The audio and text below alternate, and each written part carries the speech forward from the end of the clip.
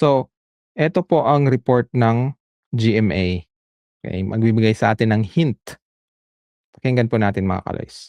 Ayon kay Aurora Police Provincial Director Police Colonel Percival Pineda, iniimbestigahan pa nila ang insidente. Batay sa bersyong nakuha ng pulisya sa mga kasamahan ni Rene at Divine. Meron po silang some sort ng training or walking doon po sa may pababaw na portion ng dagat. Same ng sinabi ng coach. Okay, so nagtugma yung sinabi ng police at nung sinabi ng coach. Naglakad sila na sa mababaw, parang hanggang hita. Okay, papunta dun sa right, di ba? Right side yung sa mapa na nakita natin. Resort. At accidentally po, may napunta sila sa malalim, may biglang malalim na lugar, napuntahan sila. At yun nga po, tinagyan na sila ng agos papunta po sa mas malalim na portion ng dagat. Pero hinala ng ina ni Rene, may foul play na nangyari. Talaga. Yun, so yun yung yung sinabi ng police. So balikan muna natin mga kaloys yung news, okay? Ng News 5. Okay, mayroon silang sinasabi dito. Okay? Bago natin i-analyze. Eto mga kaloys. Yung layo niyan sa mismong dagat, no? At isa pa sa mga kapansin-pansin dito, itong resort malayo rin sa iba pa mga katabing resort or kalapit na resort rather. Kasi yung mga resort nandoon yung kulay puti na yon, no? So doon tabi-tabi yung mga resort, pero ito malayo-layo pa siya from them.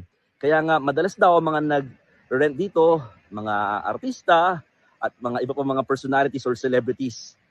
Dahil malayo sa tao, walang masyado nagsiswimming sa area, solong-solo mo kumbaga itong lawak ng buhanginan, itong tabing dagat at yung mismong Pampanga, no? Low tide ngayon eh. So mas mababaw pa yung dagat sa mga oras na ito. At kung mapapansin, talagang tuloy-tuloy yung alon kasi nga open sea siya, mga kapatid, no?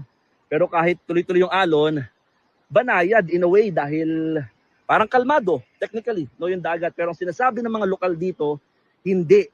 Yung gitnang part niyan, nandiyan nangyayari yung awiwit kung tawagin o rip current, no? Kung saan parang nagkakaroon ng malakas, makitid na paghila ng or agos ng tubig na hinihila niya yung tubig pabalik sa dagat. Kaya eto mga kaloys, ang point niya dito is yung mga lokal daw, alam nila na may area dyan na delikado. So ibig sabihin nun, yung resort owner mismo, alam din ang history ng area na yan. Okay? Ang katanungan, nakinig ba yung coach?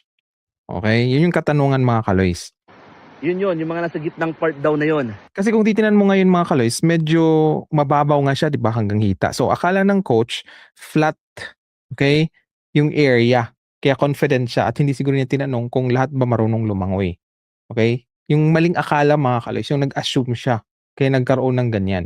Diba? Ang sinasabi, nag-jogging or naglalakad nga itong mga players within the waters. So, na nasa knee deep, no? Tuhod nila. Kung tuhod nila, dahil maratangkad ng mga players yan, malamang nasa mga handa hanggang bewang natin yun. O hita na, technically. So, ibig sabihin, medyo malalim-lalim na rin na part yon ng dagat, no? So, yung parang umiikot yung swirl, yun daw yung sinasabi nilang awiwit. Kaya yung mga lokal dito, hindi masyado nagsiswimming. Pero yung iba, sinasabi naman, mas pang surfer talaga to, pang surfing. At kabisado nila, no? Kung saan yung mga nagaganap nga na awiwit o rip current na yan. Dahil alam din nila yung gagawin. Kaya madalas, ang mga nabibiktima nito, pawang mga turista o dayo dito sa lugar. Sa ngayon, patuloy pa rin ng investigasyon. Ayan. So, yun yung mga kalisa, malinaw. Okay? Alam ng mga locals, lalo na siguro yung owner talaga, na may part doon na dangerous. Ang tanong, sinabihan ba ng owner yung coach? Di ba? Or sinunod ba ng coach yung sinabi ng resort owner? Okay. Eto mga kaloys, may isa pa tayo. Eto. Isa rin to, magbibigay sa atin ng information kung ano talaga ang nangyari. Okay? Nako-question kasi ngayon kung ano ba talaga ang ginagawa sa training. Lalo sa gitna ng paglutang ng mga dati ng interview sa iba't ibang naging basketball player ng Ateneo de Manila University. Pero wild yun. Wild talaga, wild. Sa 2022 interview na ito, halimbawa ng Shoot First podcast, ay tinanong sina Gian Mamuyak at Tyler Chu tungkol sa kanilang naging training camp sa Aurora, parehong probinsya kung saan namatay sa training sina Baterbonia at Adili. Balita ko talaga may isang, baka nga yun, parang training camp yun dating. So, morning, Iba pa ata. iba pa yun. Hmm. Parang sundalo daw talaga, bro. Ano yung ibig sabihin nung parang narinig ko na pang sundalo? Walang basketball dun. As in, Bootcamp, walang basket, walang bola. Si bootcamp mga kasimon, may kita natin ng basketball court, pero yun na nga, hindi yung ginagamit. Okay? Kasi iba yung gusto ni coach na gagawin sa kanila. Wild! Dagat lang siya buhangin. Yep. No cellphone. Aniya, subok na subok ang kanilang mental toughness sa tindi ng training na kanilang naranasan. Sa isang hiwalay na podcast naman, tinawag ng dati ring Ateneo player na si SJ Belangel ang ginawa nila sa Aurora bilang deadly training. Kung kailan utak na lang ang gagana at ang katawan hindi na. See? So, ibig sabihin nun mga kaloys, baka pagod na rin sila. Kaya, yun na nga, hindi na in-expect na ganun ang mangyari sa kanila habang naglalakad sila doon dahil nga hindi nakinig yung coach. 'Di ba? Hindi ba nakinig or hindi nasabihan?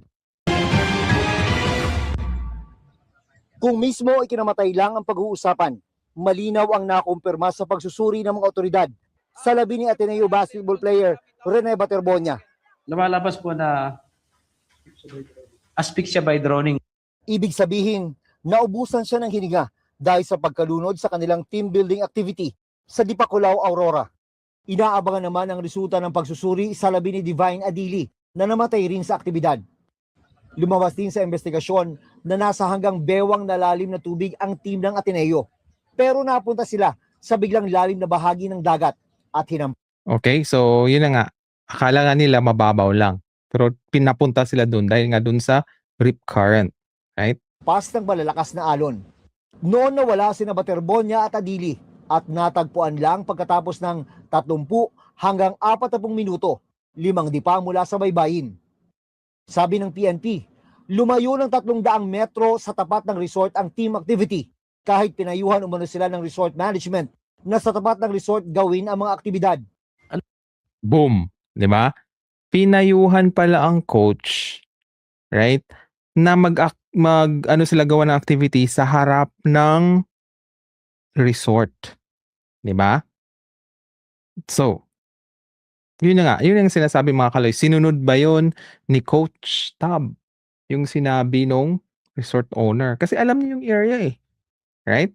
Nung una po, nung unang dating po nila, nag-uusap po sila na ito yung kondisyon ng dagat natin dito sa tapat ng resort ay safe dyan, mababaw See? Safe dyan.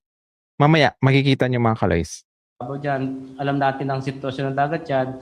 Pero po, gaya nga po na sinabi ko kanina, yung pong team ay gusto ng kumbaga ay po silang humingi pa sila na wag silang pakialam sa gagawin nila activity. Walag. Parang, yun na, nabastos nga, binastos. Di ba na, wag mo kaming pakialaman kung anong mga activities namin. Di ba?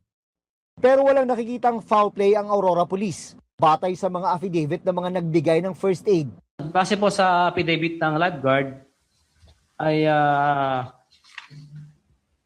haba ko po ngayon yung statement niya, ay wala akong napansin na pabigat sa paa, kamay o katawan ng player. So yun po yung sabi ng lifeguard. Sabi naman po ng tiga MDRRM mo ng Dipakulaw, walang anumang pasa sa kanyang katawan nang siya ay aming binigyan ng punong lunas